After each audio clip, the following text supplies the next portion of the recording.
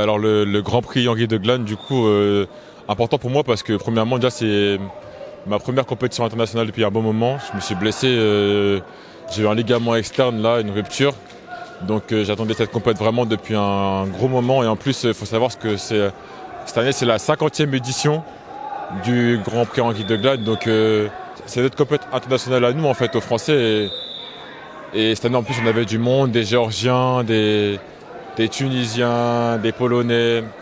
Donc ça représente pour moi une grosse compète et c'est pour ça que j'aurais aimé y performer. Bon voilà, malheureusement ça n'a pas été le cas, mais on sera présent l'année pro et les autres années. Et voilà, maintenant on encourage les copains pour qu'il nous faut au moins minimum un premier à ce tournoi. C'est important pour nous. Alors du coup, moi on était 6 dans la catégorie du coup, avec pas mal de niveaux. Du coup, dans ma poule, il y avait Géorgien et Polonais. J'ai pris Polonais au premier tour. J'ai pris Géorgien au premier tour. Du coup, c'était un client, hein, 3 fois champion d'Europe. Mais voilà, j'ai quand même pu gérer mon match malgré le retour en compétition. J'ai plutôt bien géré, ça a plutôt bien commencé. Après, petite faute de déconcentration. J'ai pris des points à la fin, des points un peu donnés.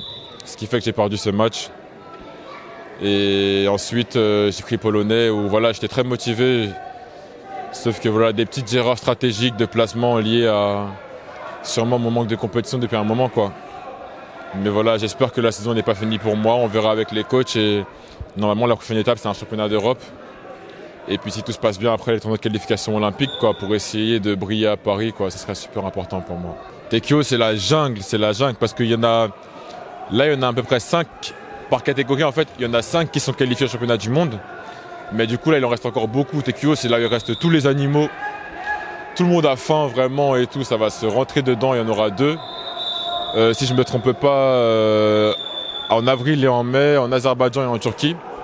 Et ouais, ça va pas être des blagues, c'est pour ça qu'il faudra y arriver prêt. Mais de toute façon, les Français on s'entraîne très dur. Avec des bons coachs, voilà, Mélodie Noumonvi, champion du monde, Christophe Guénaud, 3e au jeu.